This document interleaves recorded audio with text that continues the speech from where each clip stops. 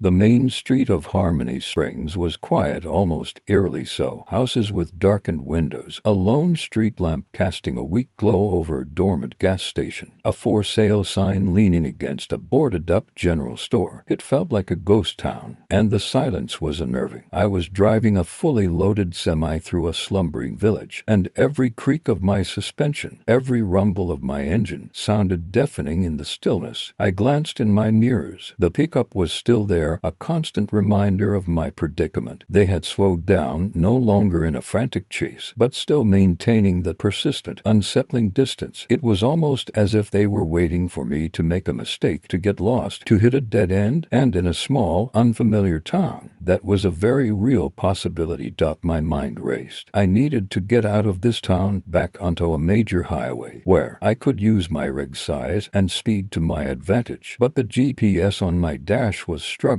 to keep up with the intricacies of these small town roads, often lagging behind my real-time position. I was navigating blind, relying on faded street signs and gut instinct. Ahead, the road split. To the left, a narrower street that looked like it led deeper into a residential area. To the right, a slightly wider road that curved away, disappearing into darkness. I chose the right, hoping it would lead me back to a state highway or, at the very least, bypass the town center. The road was winding, forcing me to slow down even further. Trees pressed in from both sides, their branches scraping against the top of my trailer with a sound like fingernails on a chalkboard. The air grew heavier, thick with the scent of damp earth and unseen vegetation. This was not a road meant for a big rig, and I felt a fresh surge of frustration. This was what Frank meant by "don't deviate from your route." I had done just that, and now I was paying for it. Then I saw it, about a quarter mile ahead. The road ended. A rusted chain-link fence stretched across, blocking access to what looked like an old, overgrown quarry or a defunct industrial site. A dead end. My heart sank. I had driven right into a trap. My mind went into overdrive. I couldn't turn around. Here, the road was too narrow for a 70-foot rig. I'd have to back up for a considerable distance, making myself a sitting duck. And as if on cue, in my mirror, I saw the pickup truck slowly, deliberately turn down the same winding road I had taken. They knew exactly where I was headed. They had probably planned this. I cursed under my breath. This wasn't bad luck. This was precision. They had me cornered. Just as the pickup's headlights became visible in my side mirror, casting long, menacing shadows ahead of me, I noticed something else. To my immediate right, almost hidden by a thicket of overgrown bushes, was a barely visible dirt path. It looked like an old service road, probably leading into the disused industrial site beyond the fence. It was narrow, unpaved, and looked utterly unsuited for a semi. But it was also my only option. With a desperate surge of adrenaline, I slammed on my right blinker, cranked the wheel, and eased my foot onto the accelerator. The rig lurched, its tires immediately losing traction on the loose gravel and mud of the path. The trailer swung wide, barely missing a large oak tree. I fought the wheel, wrestling the powerful machine as it groaned and protested. The medical equipment in the back shifted with a sickening thud. This was a gamble of epic proportions, risking not just my rig and my life, but the valuable, fragile cargo. As I forced my way onto the path, kicking up a huge cloud of dust and gravel, I saw the pickup truck come to a stop at the dead end I had just avoided. Its headlights cut through the swirling dust, briefly illuminating a figure stepping out of the driver's side. They had expected me to be trapped. They hadn't expected me to take this insane detour. I was now off the main road, on a treacherous and known path, with an angry, determined crew behind me. The sense of isolation was absolute. The silence of Harmony Springs had been replaced by the roar of my own engine and the crunch of gravel under my tires. I had escaped one trap, only to drive directly into another, more unpredictable one. The dirt path was a nightmare. It wasn't just narrow. It was riddled with potholes, exposed roots, and sudden, deceptive dips. My rig, designed for smooth highways, lurched and bucked like a wounded beast. The sounds from the cargo bay were terrifying, a constant symphony of creaks, groans, and unsettling thuds as the medical equipment, no matter how securely fastened, fought against the relentless vibrations. Every single nerve ending in my body was screaming. This was going to damage the load. I was sure of it. But what choice did I have? Damage was better better than theft or worse. Dust billowed up behind me in thick clouds, obscuring my view of the pickup truck. A small mercy, perhaps, but it also meant I had no idea how close they were or if they were even attempting to follow me down this treacherous goat path. I clung to the hope that my unexpected maneuver had finally given me some breathing room. The path twisted and turned, weaving deeper into what seemed to be the forgotten outskirts of Harmony Springs. Old, derelict structures, skeletal remains of what might have once been a factory or a mill, loomed out of the darkness. Broken windows stared like empty eyes, and rusted corrugated metal shacks leaned precariously. It was a landscape of decay, and I was driving right through its heart. My headlights cut through the gloom, illuminating a gauntlet of low-hanging branches that scraped and clawed at the sides of my trailer, leaving long, angry scratches on the paintwork. I could hear the tearing sounds, the snapping of twigs, but I couldn't stop. Every second was critical. I had to focus on not getting stuck, not tipping over, not running into one of the ancient, crumbling concrete blocks half buried in the undergrowth.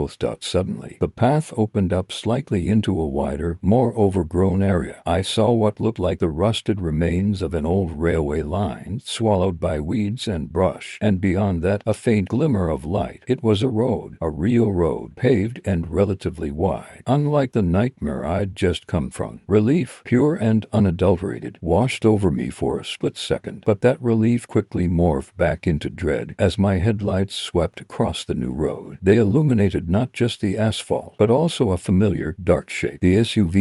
It was parked across the road, blocking my way, not directly perpendicular, but angled, its headlights off a dark, menacing silhouette. They hadn't followed me down the dirt path. They had anticipated it. They knew this area, knew the shortcuts, knew where this treacherous trail would lead. They had cut me off. My heart sank to my stomach. This wasn't about luck or intuition anymore. This was about being outsmarted, outmaneuvered by a crew that clearly knew what they were doing and where they were going. They had a plan, and I had just driven right into the final act of it. I stomped on the brakes, the air pressure hissing as the rig shuddered to a halt barely 20 feet from the waiting SUV. The sudden stop sent a fresh wave of impacts from the cargo bay, a symphony of breaking glass and splintering wood that made my teeth ache. No doubt about it. The valuable medical equipment was now compromised.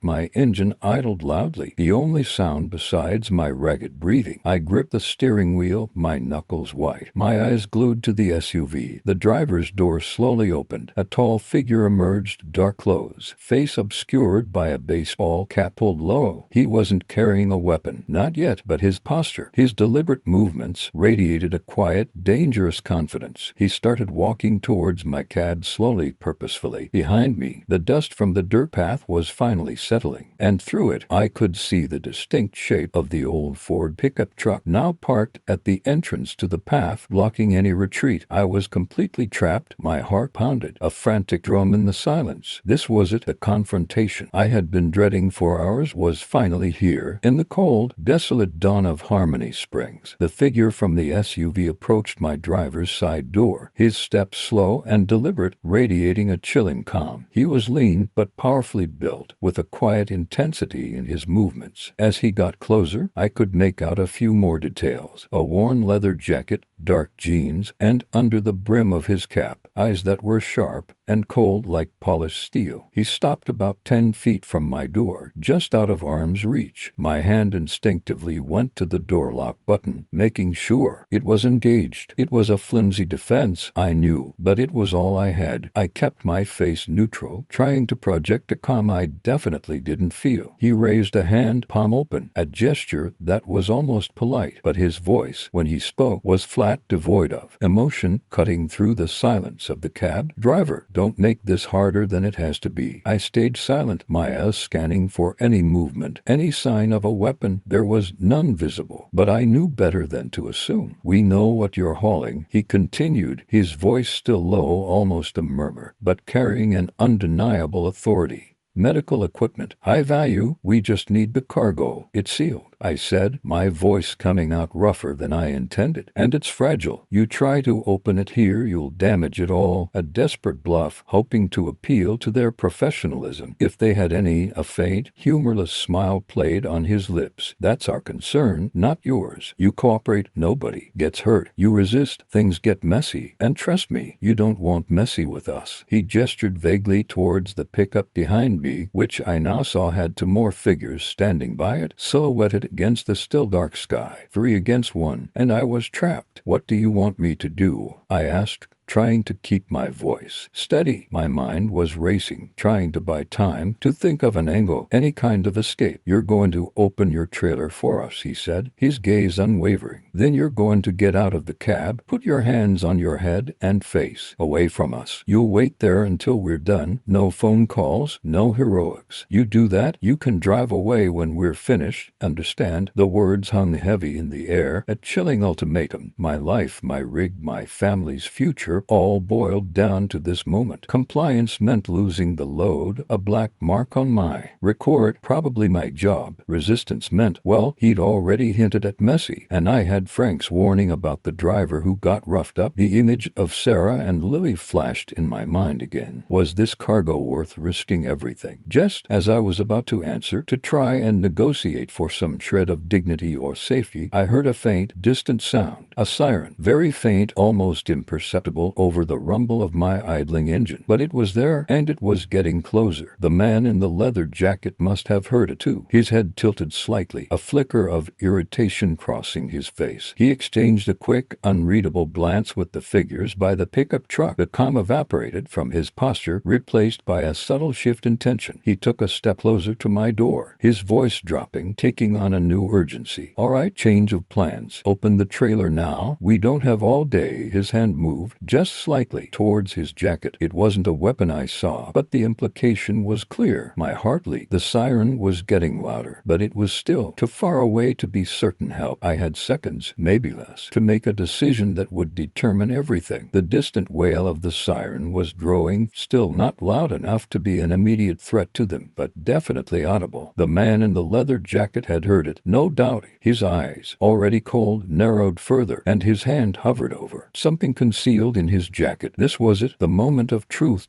My mind raced, the fear momentarily overridden by a surge of pure, desperate instinct. I had to choose. Open the trailer and risk everything on their mercy, or fight. Frank's words echoed, don't stop. And then the more recent ones, call 911. But the cops weren't here yet, and these guys were right outside my door. Then a desperate idea sparked, a long shot, a bluff. I didn't reach for the internal trailer release. Instead, I gripped the gear shift, my foot hovering over the clutch. I met the man's gaze through the tinted glass. You really think a siren's gonna scare me? I yelled, my voice loud, strained, but projecting a defiance I barely felt. You think I don't have an emergency beacon on this thing? This ain't some backyard operation. This is high-value federal cargo. They track this stuff. That siren ain't for me, pal. It's for you. It was a lie, a desperate, baseless fabrication. The federal cargo part was a stretch, and I certainly didn't have any special beacon, but the medical equipment was high value, and the company took security seriously. And they didn't know what I knew. For a split second, I saw a flicker of doubt, a tiny hesitation cross his face, just a micro expression, but it was there. He glanced back towards the pickup, then at the sky, as if searching for a helicopter or some other sign of the feds. The other two figures by the pickup seemed to stiffen, their relaxed posture gone. That was all I needed. That split second of uncertainty, before he could react, before he could reach for whatever was under his jacket. I jammed the rig into gear. The big Cummins engine roared to life with a fresh, defiant fury. My foot slammed down on the accelerator, pushing the pedal to the floor. The rig bucked forward, 1,000 pounds of steel and cargo lurching with terrifying momentum. I wasn't going to turn. I wasn't going to try and back up. I was going through them. The man in the leather jacket stumbled back, his eyes wide widening in surprise, then quickly narrowing in anger. He had been expecting compliance, not a direct charge. I saw him shout something, but the roar of my engine drowned it out. The SUV, still parked angled across the road, suddenly looked very fragile. I braced for impact, my body tensing, my mind screaming. This was madness, but it was my madness.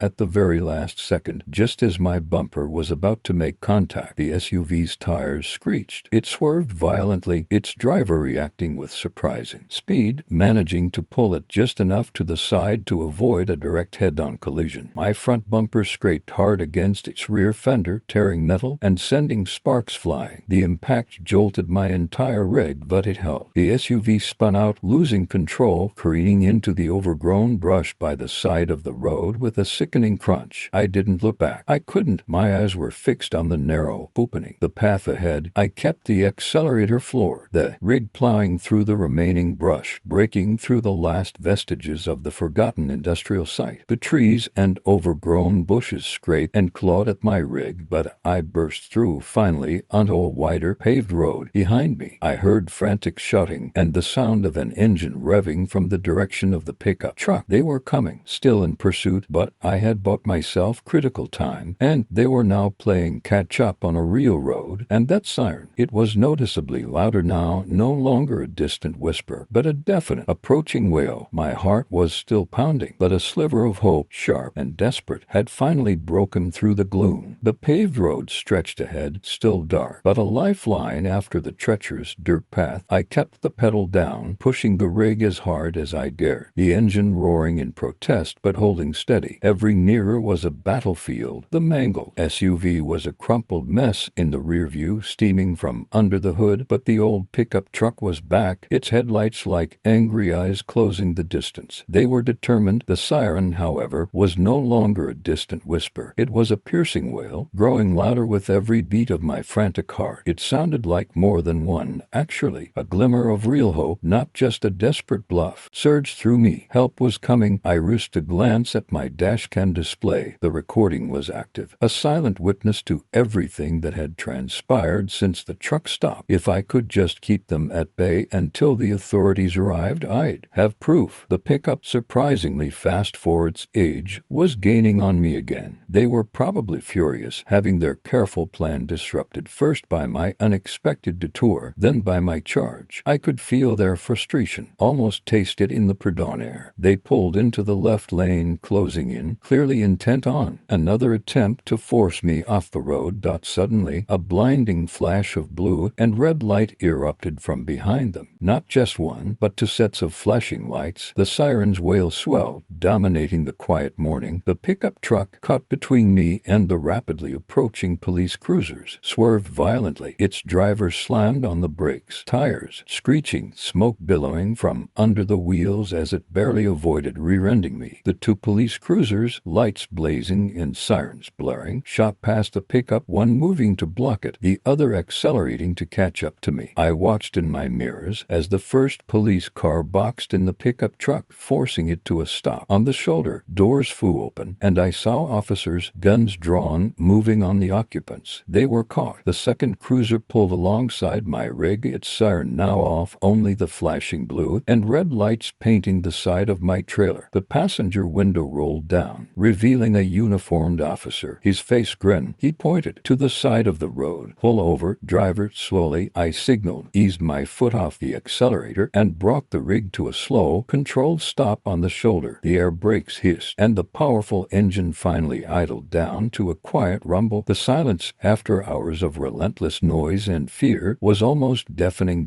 My hands were shaking so badly I could barely turn off the ignition. I gripped the steering wheel, trying to calm my ragged breathing. It was over. The immediate threat was gone. The officer approached my door, his hand on his holstered weapon. "License and registration, please, driver." His voice was firm, professional. I fumbled for my wallet, my movements clumsy. "Officer, I need to explain." They were trying to steal my load. They chased me for hours. They tried to ram me. The words tumbled out, a flood of pent-up fear and adrenaline. He nodded slowly, his eyes scanning my rig, taking in the scratches on the trailer, the damage to my front bumper from the SUV collision, which was now visible in the growing light. He looked back at the tangled mess of the SUV in the distant brush, then at the stop pickup truck and his fellow officers. We got a call about a reckless driver, then another about a semi driving through a field. Looks like we arrived just in time, son, he said, his tone softening slightly. Take a deep breath. You're safe now. Let's get your story straight. He motioned for me to stay put while he went to communicate with the other officers. I leaned back in my seat, my muscles screaming in protest, and took a long, shaky breath. The sun was fully up now, bathing the highway in a golden glow. It wasn't just a new day. It was a new beginning. The immediate terror had lifted, replaced by an overwhelming sense of relief and exhaustion. I had survived. The next few hours were a whirlwind of flashing lights, stern questions, and the dull ache that settled into my bones as the adrenaline finally began to recede. To state patrol cruisers, a local sheriff's vehicle from Harmony Springs, and eventually a plainclothes detective from the nearest city arrived. My rig was a focal point, its battle scars evident in the growing daylight. The scraped side, the mangled front bumper, the faint, sickening smell of something acrid from where my rig had scraped the SUV. I recounted the entire ordeal, from noticing the pickup at the Ardmore truck stop to the terrifying pit maneuver attempt and the desperate dash through Harmony Springs. I showed them the dashcam footage, a silent, undeniable witness to the relentless pursuit, and the final, desperate charge through the brush. The officers watched it with grim faces, confirming every detail. You handled that like a pro driver, the state patrol sergeant said, a burly man with a tired but impressed expression. Not many would have kept their head like that, especially with a high-value load. Frank helped, I mumbled, thinking of my old buddy Frank. He told me not to stop. Good advice, the detective chimed in, taking notes. These guys are part of a larger network we've been tracking. Highly organized. They specialize in high-value cargo. They don't typically want to hurt drivers, but they're not afraid to if you get in their way. You interrupting their ambush probably saved your life. And the load, my heart gave a fresh jolt. Saved the load. But at what cost? After what felt like an eternity, they let me retrieve my logs and my phone. My first call was to dispatch, explaining it all to them. The damage to the rig, the police involvement. The delay was almost as stressful as the chase itself. They were concerned, of course, mostly about the cargo's condition. They immediately dispatched a specialized team to meet me, inspect the medical equipment, and handle the transfer. That was the next hurdle, the back of my trailer, with the police still securing the scene and collecting evidence from the damaged SUV and captured pickup. I reluctantly opened the rear doors of my trailer. The fluorescent lights of the truck interior, combined with the morning sun, illuminated the interior.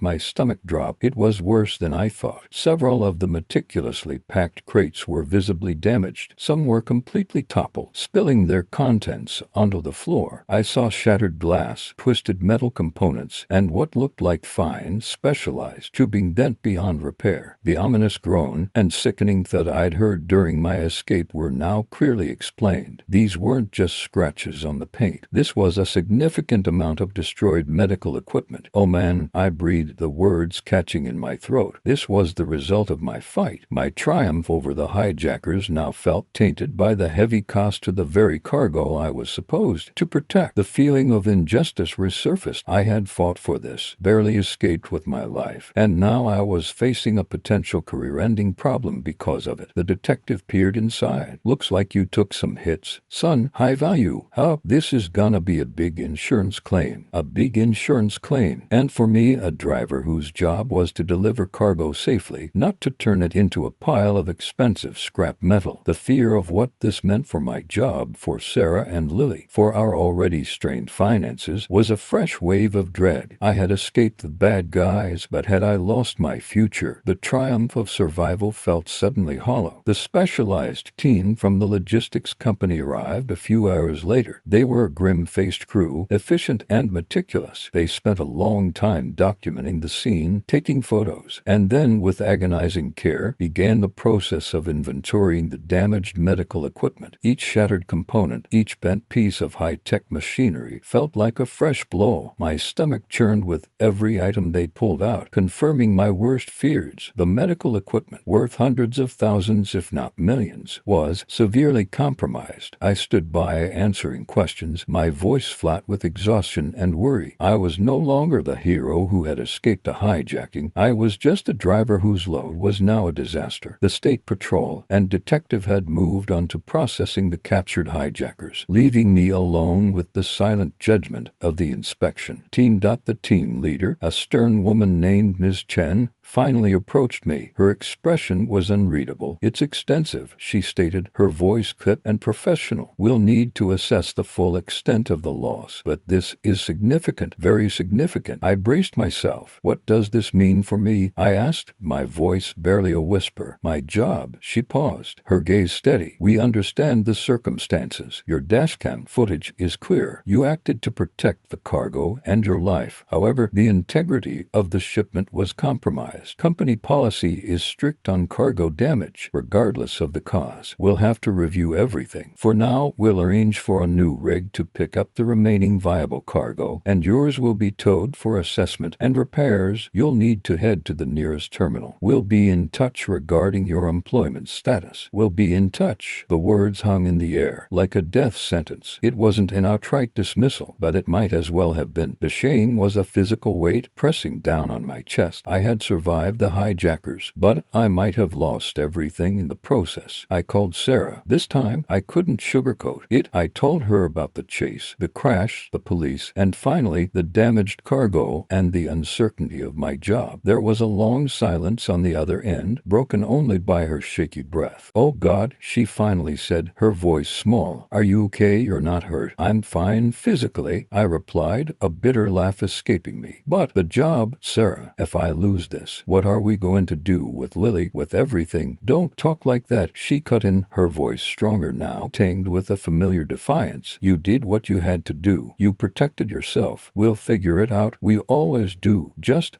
get home, please. We need you here." Her words were a lifeline, a desperately needed anchor in the storm of doubt. Even in our difficult patch, her unwavering belief in me, or practical resolve, was a comfort. But the conversation ended, and the weight remained. I stood there, watching my rig being prepped for the tow truck, feeling the cold dread of unemployment looming. The triumph of escaping felt distant, replaced by the grim reality of an uncertain future. I had saved my skin, but had I broken my back in the process? The drive to the nearest company terminal in a rented pickup truck was the quietest I'd experienced in days. My rig, my home away from home, was being towed, its future as uncertain as my own. The silence in the small truck was heavy, filled with the echo of Sarah's worried voice and the crushing weight of potential unemployment. I kept replaying the events, the chase, the desperate dodge, the confrontation, and the sickening sounds from the cargo bay. Had I done the right thing? Was protecting my life worth sacrificing my livelihood? When I finally arrived at the terminal, exhausted and despondent, the manager, a gruff but fair man named Tom, was waiting for me. He looked serious, which only deepened my dread. "Come on in," he said, ushering me into his office. He poured me a cup of coffee, black, just how I liked it, and sat down behind his desk. He had a pile of reports in front of him, including the initial assessment of the damaged cargo and the police report. I braced myself for the axe to fall. Tom leaned forward, his gaze direct. "Look, this is a mess. That medical equipment is worth a fortune, and a significant portion of it is scrap. On paper, this looks bad for you." My shoulders slumped. "I know, Tom. I'm sorry. I tried to avoid it. They boxed me in. I had no choice." He held up a hand. "Let me finish. On paper,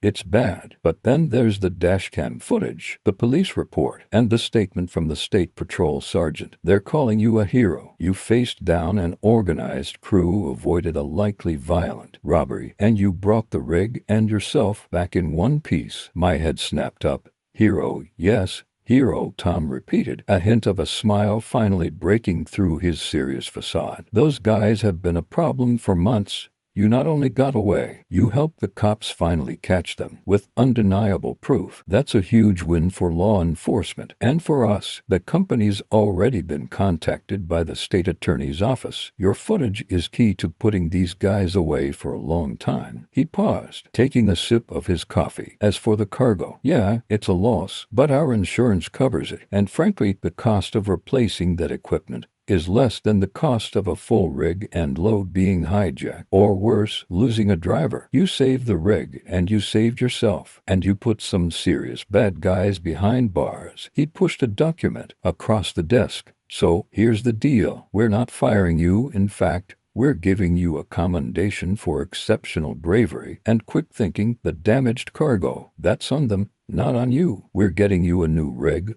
The latest model. Actually, yours needs a full overhaul. You'll get some time off paid while we sort things out.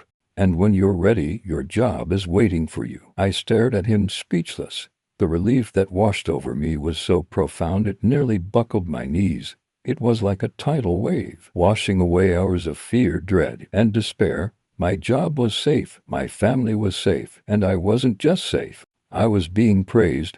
I called Sarah immediately, my voice thick with emotion. Her gasp of relief, followed by a choked sob, was the sweetest sound I'd heard in days. I told you we'd figure it out, she whispered, her voice trembling. Just come home, honey. Lily and I are waiting. Hanging up, I felt a warmth spread through me, a feeling of genuine triumph that transcended the simple fact of keeping my job. It wasn't just about the cargo or the company, or even the hijackers. It was about facing down fear, making impossible decisions under pressure, and coming out the other side. It was about realizing that even when things looked their darkest, there was always a path through, and sometimes the most unexpected detours led to the brightest outcomes. The road ahead was still long, and it would always have its challenges. But for the first time in a long time, I felt ready to face it. I was a trucker through and through, and this was just another story for the road.